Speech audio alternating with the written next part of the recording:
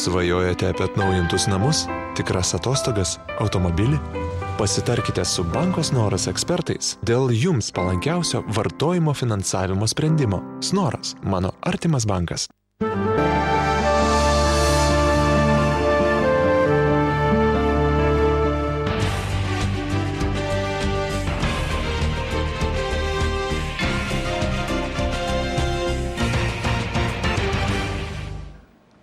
Labas vakaras, penktadienio naujienos Dzūkijos televizijos žiniuose. Ačiū, kad žiūrite.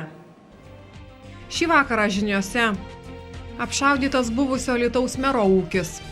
Pirmą kartą kažkaip tai, gal kažkas netyčia. Antrą kartą, taip sakant, jau pradedė abejoti, bet kai trečią ir ketvirtą kartą.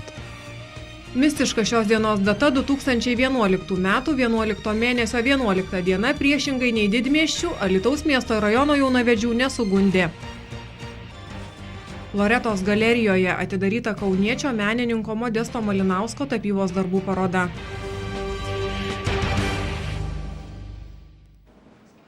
Jau ne pirmą kartą buvusio Alytaus miesto mero Česlovo Daugėlos sodyboje esančioje Miroslavo seniūnijoje nušaunami elniai. Iš 67 liko 20 mažiau. Dalis perkirpus tvorą buvo paleisti, 5 nušauti. Buvęs meras atsargiai užsimena ėmęs nuogastauti dėl savo gyvybės. Alytaus rajone apšaudytas buvusio Alytaus miesto mero ūkis. Buvęs politikas šiuo metu daugiausia laiko praleidžia 15 hektarų plote įsikūrusiame jo šeimai priklausančiame ūkyje. Čia buvęs meras laiko elnių ir danielių bandą. Paskutiniu metu imta šaudyti į uždaroje teritorijoje laikomus elnius. Per 3 pastaruosius mėnesius buvo nušauti 3 elniai ir 1 danielius. Po šūvių buvęs politikas kreipėsi į policiją. Todėl kreipiausi jau į policiją, kadangi pirmą kartą kažkaip tai, gal kažkas netyčia. Antrą kartą, taip sakant, jau pradedė abejoti, bet kai trečią ir ketvirtą kartą, tai, žinot, jau tada sistema gaunasi. Ir jau tada tiesiog neapsikentęs parašiau pareiškimą į policiją. Dabar ūkininkaujantis Česlovas Daugėla tvirtina, kad iš 67 gyvulių liko tik 47. Dalis jų nušauti nežinomų asmenų, kiti prakirpus tvorą pabėgo. Per 3,5 mėnesio maždaug čia man tie nuostoliai daromi yra ir, 4 žvėris praradau. Šiaip su žmonėms sugyvenam čia labai puikiai, labai geri kaimynai. Aš tikrai nieko negaliu įtarti, man atrodo, kad čia ne kaimynų darbas, aišku. O kas tai padarė, tai nežinau. Įsiaiškins turbūt organai. Turbūt, aš manyčiau, yra daug labai pavydžių žmonių ir žiaurių žmonių, aš manau, kad taip daro. Nes, gal tokie laikai, gal taip ir turi būti, nežinau. Česlovas Daugėla atsargiai užsimena ėmęs nuogastauti ir dėl savo gyvybės. Dėl šio įvykio pradėtas tyrimas.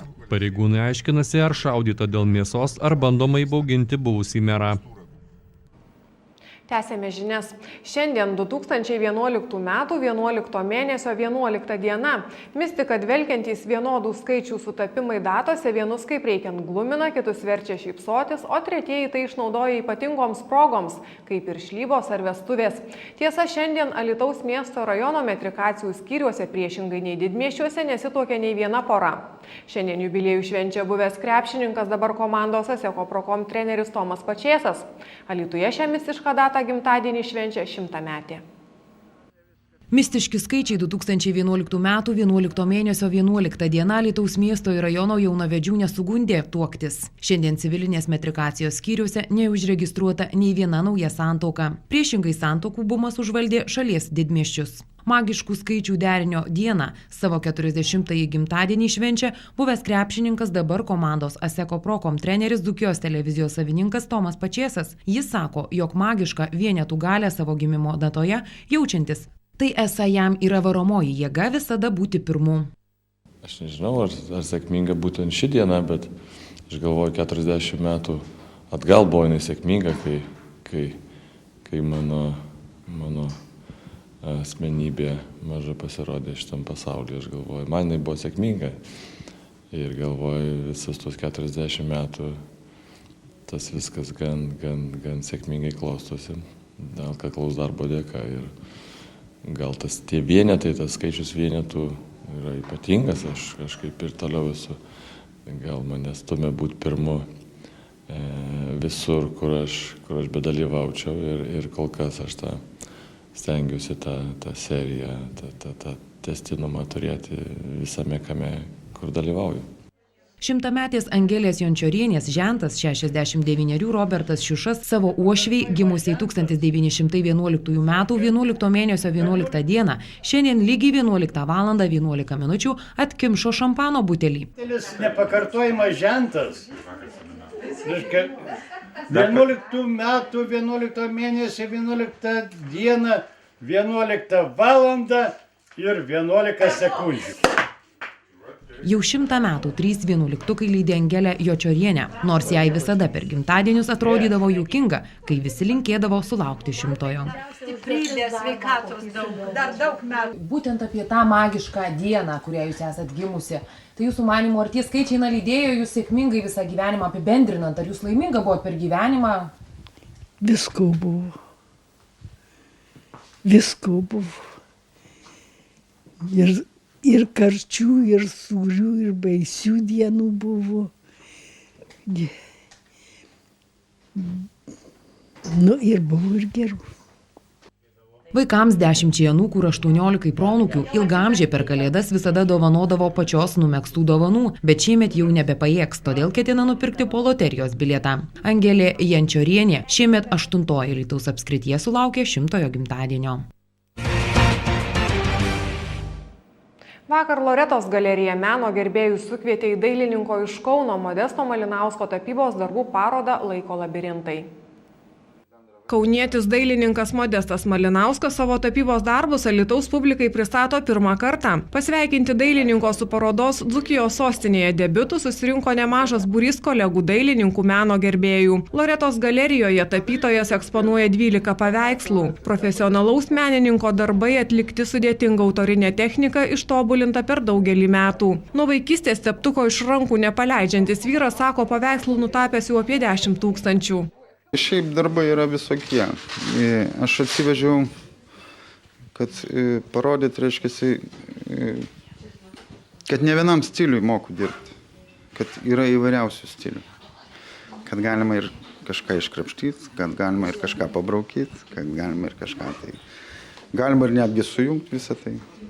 Nors dailininko gyvenančio Kaune darbai Alytuje iki šiol buvo neeksponuoti, tapytojo teigiama energija ir spalvomis bei šilumą spinduliuojantys paveikslai alytiškiams gerai žinomi ir vertinami. Jo darbai man labai seniai patinka, galbūt, kad jis tiek daug išieško, labai smulkmeniškai išieško.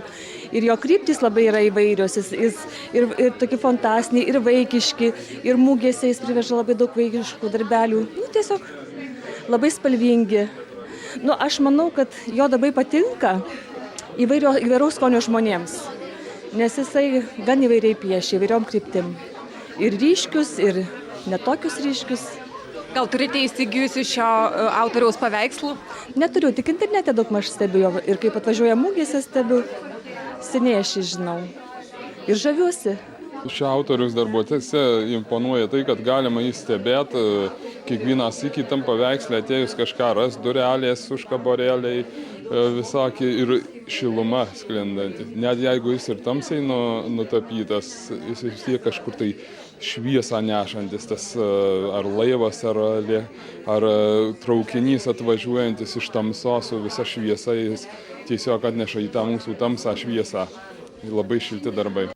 Savo darbų parodas įvairiuose Lietuvos miestuose dailininkas Modestas Malinauskas pristato kasmet jau daugiau nei 20 metų. Tapytojo parodos taip pat džiugino Maskvos, Londono, Amsterdamo, Jungtinių Amerikos valstijų meno mylėtojų akis ir širdis. Dailininko darbais Loretos galerijoje pasigrožėti bus galima visą lapkričio mėnesį.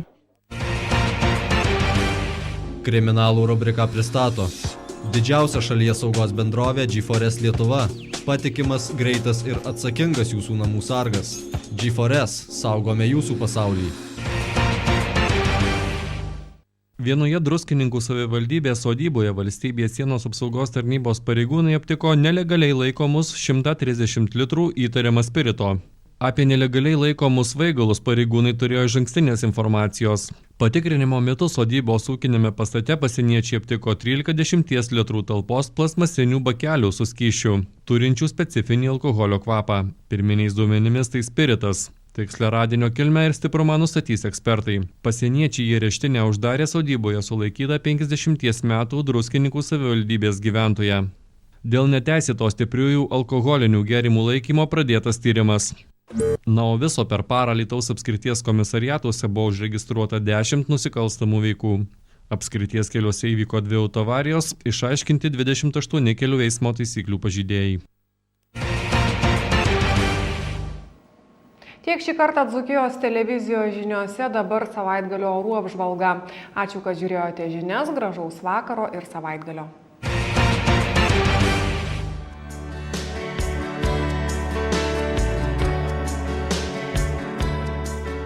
Pastaruoju metu mūsų šalyje karaliauja Lietuvai ne visai būdingas lapkritis. Medžiai numetė dar ne visus lapus. Kartkartėmis lepina dangoje pasirodanti rudeninė saulė, kurios spinduliai tiesa šildo jau menkai, o niūrumu alsuojančios darganos 1 lapkričio 10-dienį dar nesulaukėme. Ir šiandien Lietuvos orus toliau lemiant aukšto atmosferos slėgio sūkurį išliko sausi, nepastoviai debesuoti orai. Šeštadienį mūsų šalies orus toliau lems į pietus tolstantis anticiklonas. Todėl orai bus panašūs. Kritulių nenumatoma. Vietomis vėl subolos ir matomumą blogins rūkas. Vėjas išliks silpnas, ryškesnių orų pokyčių nebus ir sekmadienį.